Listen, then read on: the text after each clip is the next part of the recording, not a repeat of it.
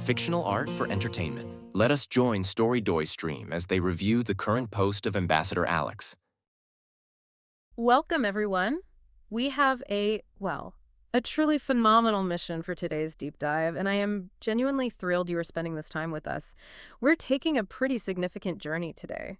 Specifically, we are traveling forward to the year 2436 to a very prestigious, hyper-advanced institution known as the Moon Terra Gov University. I have been, man, I've been waiting for us to tackle this material. Right. We are examining some incredibly detailed analytical notes and excerpts from a brilliant science fiction narrative titled The Greenhouse Glitch. The world building the author has constructed here is it's nothing short of extraordinary. Yeah, it really is. Now, a completely fair question to ask right at the top is, why are we using a piece of futuristic science fiction as our source material today? But the mission of this deep dive is actually highly practical. Highly practical. Right. We are going to use this fascinating narrative as a diagnostic tool for your own modern life. Even though it is set hundreds of years in the future, it holds up this startlingly clear mirror to our present reality.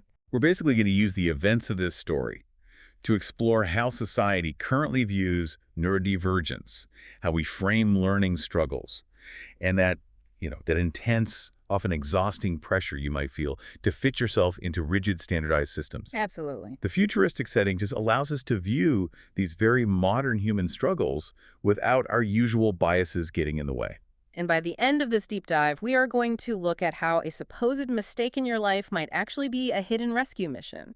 So if you have ever felt like your brain just does not compute the way the modern workplace or educational system demands, this is going to feel deeply applicable to you. Okay, let's unpack this. Who is at the center of this narrative, and where exactly does our story begin? We are following a young man named Alex Green, and the scene opens on his graduation day. The author paints this picture of a pristine, beautiful morning at the Moon Terra Gov University. Everything is sleek, highly structured, and perfectly optimized. Just a total utopia of efficiency. Exactly. And you have to imagine what Alex has been through to get to this morning.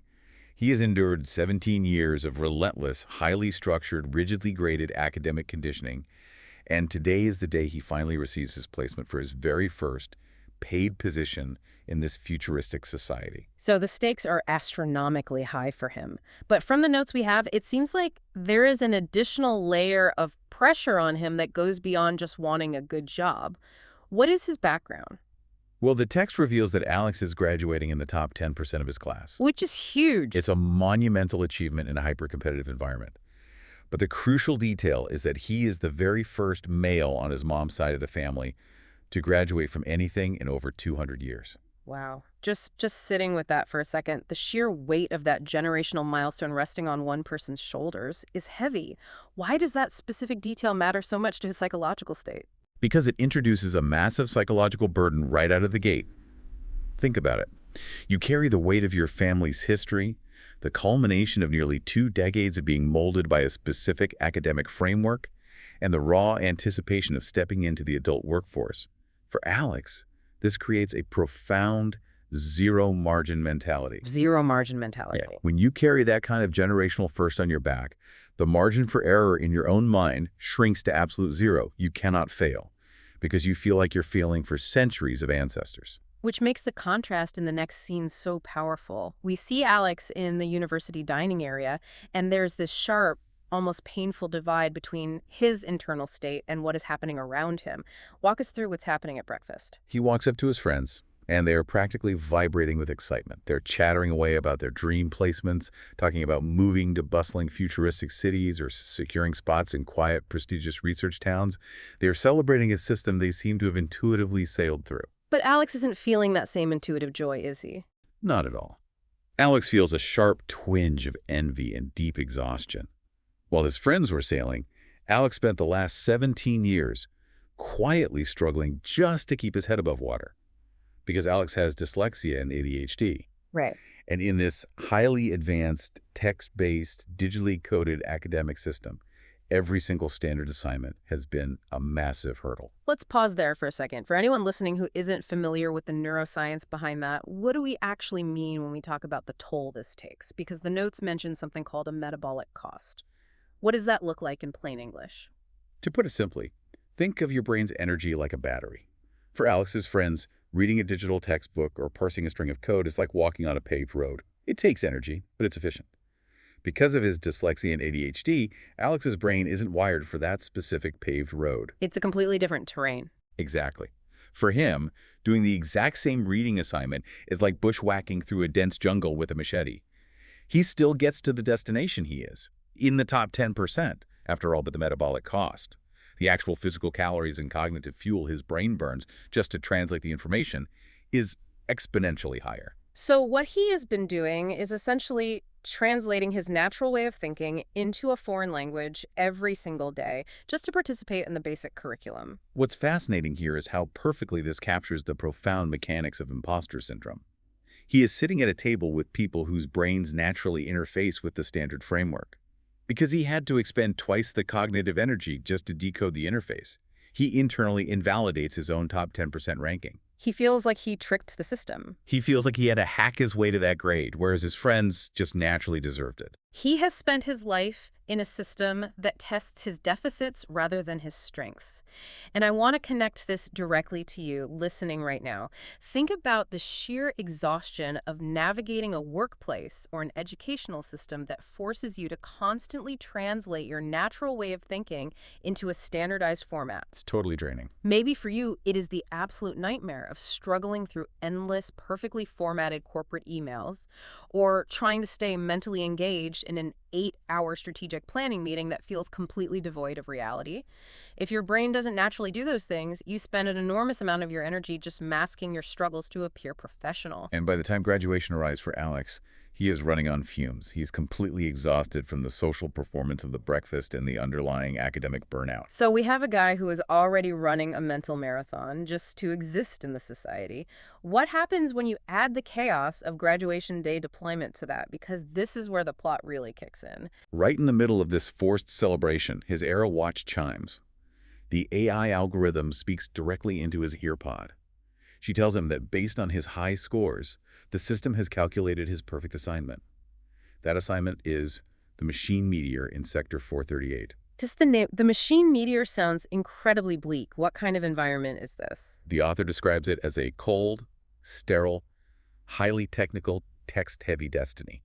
It is a barren rock dedicated to precision machine work and endless digital diagnostics. Sounds like a nightmare for him. Even his friends at the table are shocked. They try to politely mask their confusion, but a cold machine shop doesn't sound like the bright future you envision after 17 years of grueling study. So he is staring down a lifetime of the exact environment that drains him. He is heading off to ship transfer docking U6W to accept this fate. How does he end up going completely off course? Well, in the rush of all the graduation excitement, the sudden deployment orders, and his own sheer exhaustion, he forgets to charge his Arrow watch. The battery dies. Hold on. How does someone that smart, who just survived 17 years of rigorous schooling with a zero-margin mentality, forget to charge the one device he relies on for everything? It comes back to cognitive overload and how we handle executive function. We do this constantly in our modern lives. We rely on our phones, our calendars, and our smartwatches to act as our secondary frontal lobe. We outsource the heavy lifting of remembering schedules, navigating transit, and managing logistics to our devices. For anyone wondering, executive function is basically the brain's management system stuff, like planning, remembering details, regulating emotions, and keeping track of time. And when that external technology fails, especially under high stress, the human brain is suddenly forced to juggle all of that logistics, emotional regulation, and spatial navigation simultaneously.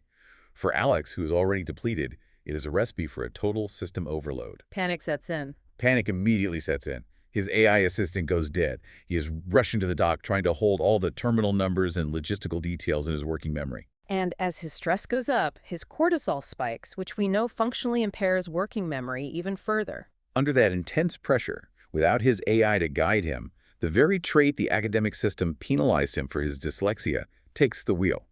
He experiences a numerical mix-up at the transit terminal. He is supposed to go to Sector 438. Instead, his heavily taxed brain transposes the numbers, and he boards a transport for Sector 483. Wow. This raises an important question about how we interact with rigid structures. The system demanded he be at a specific docking bay for a specific sector at a precise second, relying entirely on a piece of consumer tech.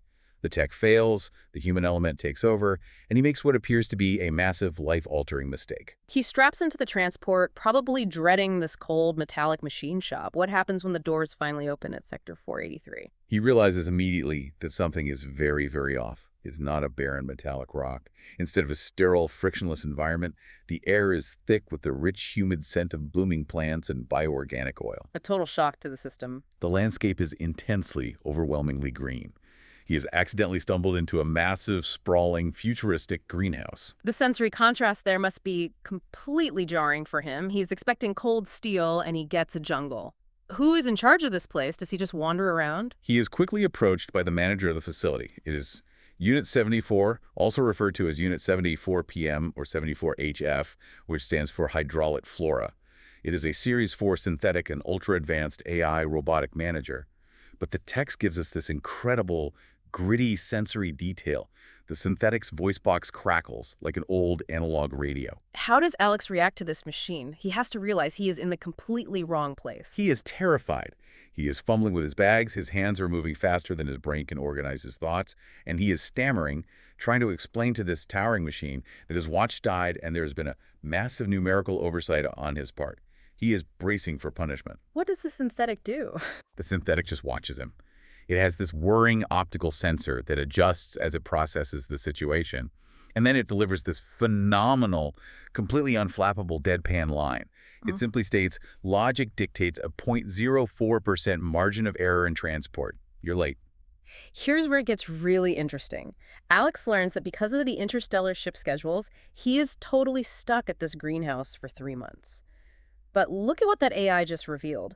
The overarching societal system actually built a 0.04% error rate into its math. It structurally anticipated that a tiny fraction of human transports would glitch. It completely reframes the entire concept of a mistake or a failure. For Alex, this massive numerical oversight wasn't a catastrophe, it was a rescue mission. It pulled him out of a cold, metallic destiny that would have crushed his spirit and dropped him into a space bursting with life. Yeah, it really makes you rethink things. It makes you wonder about the concept of person-environment fit in our own lives. How many times has a personal glitch, a mistake, or a sudden deviation from a carefully laid out 5-year plan actually rerouted you away from a sterile destiny? Think about the times you failed to get a job you thought you desperately wanted, only to end up somewhere completely different. That happens all the time. How often has the very thing you thought was a failure dropped you into a space where you could genuinely thrive? We spend so much energy trying to eradicate our errors to reach some perceived metric of perfection. But this 3-month wait, this supposed limbo that Alex finds himself trapped in, quickly reveals itself to be the exact environment his brain was built for. Initially, you would think being stranded at a highly complex facility without your AI assistant would be a nightmare for someone who just spent 17 years struggling with reading and instructions. Why does he thrive in a greenhouse? It all comes down to the specific technology they use to run this facility. It operates on what the text calls old souls technology. This is where the narrative makes a brilliant connection between environmental design and cognitive processing. Unlike the newer models of synthetics and futuristic machinery that require precise digital coding, the exact kind of rigid text-based standardized input that Alex struggles with, these old souls are entirely analog. But why does that matter? How does switching from a glowing screen to a physical analog environment actually change how his brain works? It bypasses the linguistic bottlenecks that have hindered him his entire life. When you read a manual, your brain has to look at abstract symbols, letters, decode them into words, string them into sentences, comprehend the concept, and then translate that concept into a physical action. Right, which is exhausting. For a dyslexic brain, that translation process is incredibly taxing. But the old soul's tech communicates through complex color-coded pressure valves, fluid dynamics, and physical levers. It is deeply tactile and spatial. So he doesn't have to sit there and laboriously decode a dense text-based technical manual. He can just interact with the machine directly. The author beautifully puts it that he just has to read the flow. The excerpts give us these incredibly vivid examples of him doing exactly that. When a major nutrient line clogs up in the greenhouse, Alex doesn't have to parse through a string of complex technical error codes on a glowing screen. He just sees it. His dyslexic brain allows him to step back, look at the physical machinery, and immediately spot visual breaks in the intricate patterns of the pipes and pressure valves. That spatial awareness becomes a superpower. And what about the ADHD aspect? How does this environment affect his attention? In a sterile classroom reading a textbook, the dopamine required to regulate attention just isn't there for him. The brain simply won't engage. But when the environment provides immediate, tangible physical feedback, that regulation flips into profound hyperfocus. We get that amazing scene where he uses that hyperfocus to tune a Series 4 mechanical arm. He physically tunes it so precisely, adjusting microscopic tensions in the hydraulics by feel, that the heavy machinery can prune incredibly delicate lunar lilies without crushing a single petal. He rewires a complex moisture sensor entirely by touching the wires, trusting his hands more than a diagnostic screen. That is such a vivid image. The scene describes him wiping grease on his flight suit, surrounded by the smell of damp earth, and he is grinning. For the first time in his life, he isn't exhausted. If we connect this to the bigger picture, there is a profound observation made by Unit 74HF as it watches Alex's work. What does the AI say to him? The synthetic watches him completely rewire this sensor and tells him, "You possess an unconventional processing speed, Alex Green." Notice the precise, unbiased language the machine uses. It beautifully strips away all the human moral judgments we usually attach to intelligence. It doesn't say he has a broken processing speed. It doesn't say his brain is deficient or inadequate because he couldn't read the manual. It simply observes that his processing is unconventional. The very traits that made academic life a grueling struggle for Alex are the exact same traits that make him an elite, intuitive problem solver in this tactile, pattern-based ecosystem. It is simply unconventional processing that requires the correct hardware to interface with. So what does this all mean? For Alex, it means he finally gets it. He finally owns his unique architecture. He replies to the synthetic, "Standard systems don't usually fit me. I'm used to working around the glitches." He realizes he doesn't need to fundamentally change himself. He has found his sanctuary. It represents a profound realization of self-worth that exists entirely outside the confines of a standardized grading curve. He isn't fighting the system to be normal anymore. He is finally in a state of flow, doing exactly what his brain was engineered to do. I think this is the perfect moment to ask you, the listener, to evaluate your own daily routines. Are you twisting yourself into knots and burning out your executive function trying to survive at the machine meteor in Sector 438 when your brain is actually wired to manage the hydraulic flora? It is worth asking if you are punishing yourself for failing at digital linear tasks when your real untapped gift is reading the complex color-coded pressure valves of your own unique industry. What if the things we spend so much energy trying to hide or fix about ourselves are actually the exact tools we need for a job we just haven't found yet? It is about giving yourself permission to seek out those environments where your unique quirks, your glitches, are viewed as incredible advantages needed to solve the problems no one else can even see. It is a total paradigm shift, moving from trying to fix your weaknesses to finding the arena where those weaknesses are actually the required strength. And as we bring this deep dive to a close, there's one final provocative thought we want to leave you with to mull over on your own. We spent a lot of time discussing how the AI recognized Alex's talent when human-designed educational systems completely missed it. But consider this. If human systems are built on rigid conformity, perhaps the reason we inherently fear our own glitches is simply because they threaten our illusion of control. What if the next great step in our evolution isn't about building smarter, more perfect machines, but about learning to look at human minds with the exact same unbiased, outcome-focused clarity as the AI Unit 74HF?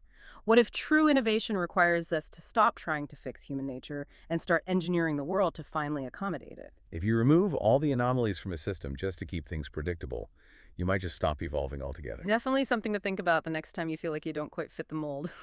Thank you so much for joining us on this deep dive into the greenhouse glitch. We hope you walk away feeling a little more empowered to embrace your own unconventional processing speed. Until next time, keep exploring. Dreaming with eyes open, Storydoy.